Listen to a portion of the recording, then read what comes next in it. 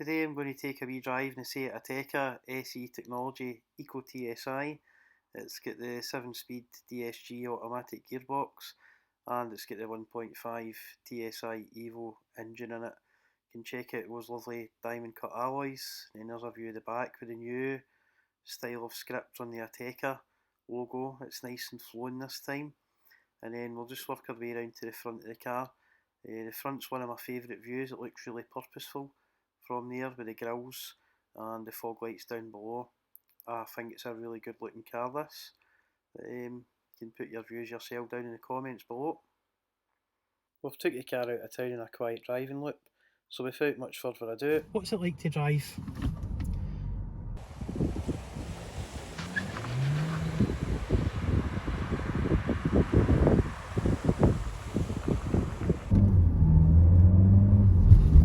So the first thing we notice, it's pretty gutsy low end.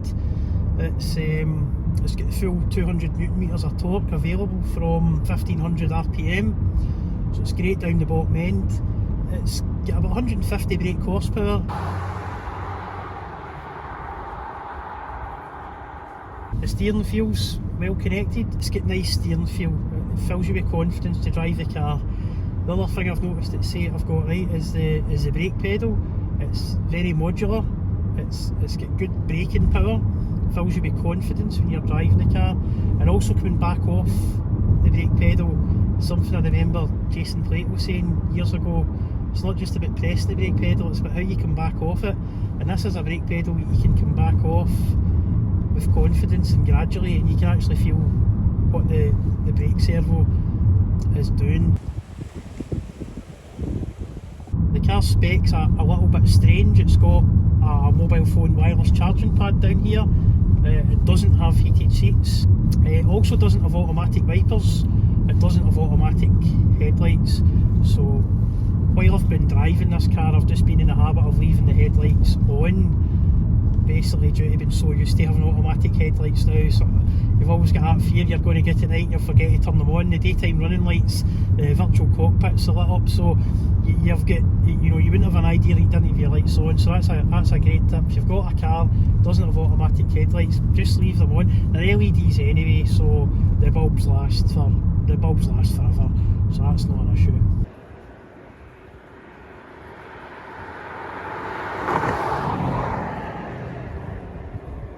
The handle of the car, particularly the front end, feels fantastic.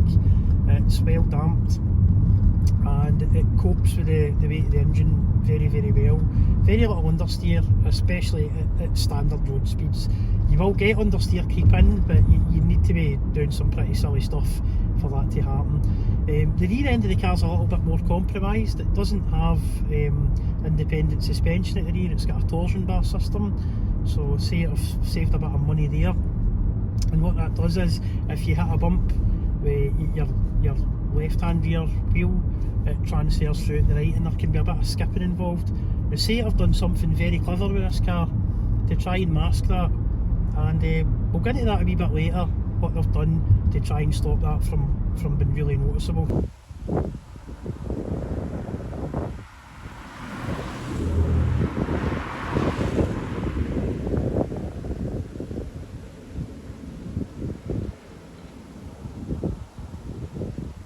So what Seat have done to mask the fact that it's got a torsion beam rear suspension set up is they've fitted Bridgestone Turanza tyres on the car.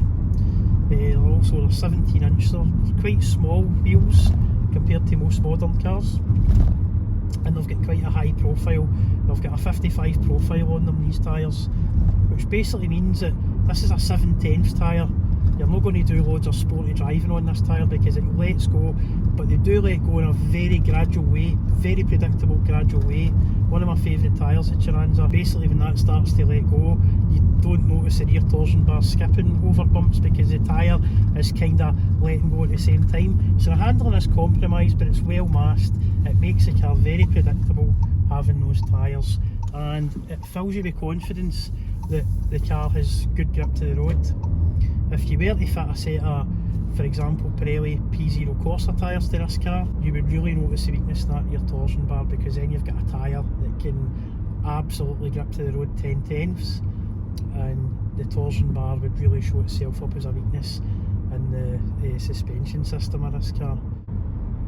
For daily driving duties, the turbo's absolutely perfect. Pulling away on hills, pulling out of junctions, there's plenty of torque low down that's accessible. You don't have to wring the neck out of this car to have a good driving experience, which is the way it should be for a daily driver. Fuel economy is good. It's quite easy to achieve 50 miles to gallon out of this car. The 1.5 TSI EVO engine has cylinder deactivation, so it can turn off 2 cylinders.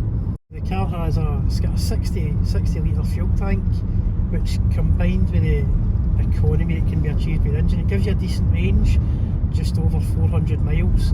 Other features this car has, it's got dual zone climate control. It has vents at the back, they're not controllable by the back passengers, it's all controlled in the front for passenger and driver. One of the issues this car has, and I'll show it later on in the video, is if you've got a rear facing child seat in the car. We've got an X-Kid Mini 2 in the back, and you should leave a survival gap between the back of the front seat and the X-Kid Mini or whatever rear facing car seat you choose. And the platform that this car's built on just isn't big enough to have the front seat usable and to have an adequate survival gap, so there's a compromise to be made there with this car. This version of the Seat Ateca has the automatic handbrake feature, so if you come to a halt, foot in the brake, the handbrake automatically goes on for you. You can take your foot off the brake and it stays on. It just lights up green just to let you know, when you start to accelerate and drive off, it will automatically go off again. Just something nice if you're stuck in a traffic jam, makes it a bit easier stopping and starting. The car's well built, it doesn't have many random squeaks and rattles. It's got a good sound system as well, there's plenty of sound proofing in the doors and the firewall. The noise from the engine, it's not too intrusive, and road noise is okay. The tyres that are on it, those Bridgestone Chirans as we spoke about earlier in the video, they do have quite a bit of road noise, but they've got good performance in the wet weather, and as a little bit of compromise, the road noise is absolutely fine. The car's got ventilated brake discs at the front, solid brake discs at the rear, and the pads are using quite a soft compound pad. They wear out quite quick in Seat Atecas, but the flip side of that's a bit of a negative. The flip side of that negative is that it gives you good brake feel. We spoke about in the video when I first started driving the car. I did comment on how modular the brake pedal was, and using those slightly softer pads, it does give you better brake feel. The list price for this car is around about £33,000, and that's one of the things I can't get my head around in a car that costs £33,000. It doesn't have heated seats. I live in Scotland, it's cold in the winter and you don't have heated seats. Getting the brake pedal feel right is certainly one thing, massive good point for the car. There's a huge negative, the throttle mapping. The throttle in this car is either on or off. When you try and modulate it between, there's no acceleration, there's no kick down for the gearbox. You get at the bottom of the throttle travelling, it clicks that little switch that you get in all the Volkswagen-Group cars, and you get everything full throttle. There's just nothing until that point. It makes the car sluggish, overtaking manoeuvres. Basically you just start flooring the car all the time. It's not great. I was driving a Volkswagen Tiguan a couple of weeks ago, exact same drivetrain as this car, the 7-speed DSG gearbox and the 1.5 TSI EVO engine, and Volkswagen had got the throttle mapping spot on with that car. When you pressed the accelerator pedal down 50%, it gave you 50% throttle, nice acceleration, nice and linear pedal control with that car, whereas this car, it's either on or off, it's completely binary, there's no adjustment, you're either full throttle or you're just coasting along. Now I understand they've done that for emissions regulations, but the question I ask myself is if Volkswagen could get that right with the exact same drivetrain and throttle position sensors, the throttle position sensors are the same in this car as the Tiguan, it's the same part number. So the question I'm asking myself is, how could Volkswagen get that right and say it get it so wrong? As a bit of a counterpoint to that discussion about the throttle pedal control in this car, I've already said that they got the braking spot on in this car, they've kind of messed up with the throttle mapping. Volkswagen have done the opposite. The braking in the Volkswagen Tiguan was awful. You had to push your pedals so hard, you had no confidence that you were going to stop. it felt under-servoed, which was a bit of a shame. You'd actually think that the guys who programme these settings at Seat and Volkswagen could sit together and have a cup of coffee, and they allow Seat to do the braking pedal control and they allow Volkswagen to do the throttle mapping, and then you would have a cracking car. Maybe that's a Skoda, I don't know. I maybe need to drive an Audi Q3 or a Skoda Kodiaq to find out if one of those cars is the holy grail when it comes to the braking and the throttle. This Seat Ateca, it comes equipped with cruise control. It's not adaptive cruise control, which is a bit of a shame when you've got the 7-speed automatic DSG box. It would almost, apart from the steering wheel, which you would need to control yourself, it could be almost a self-driving car, especially motorway traffic jams and that. I think Seat have really dropped the ball there. I mean, how much does it cost to include the adaptive sensors in the car? I mean, it's a £33,000 car, and those sensors at cost price, they're only a couple of £100, they're not that expensive.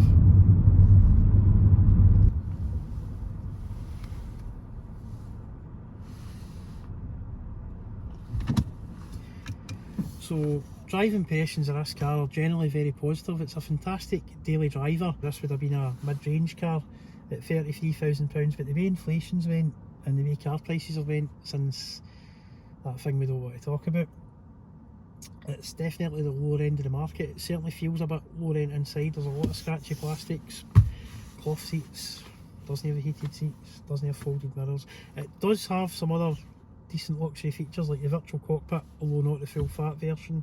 It does have a mobile phone charging pad.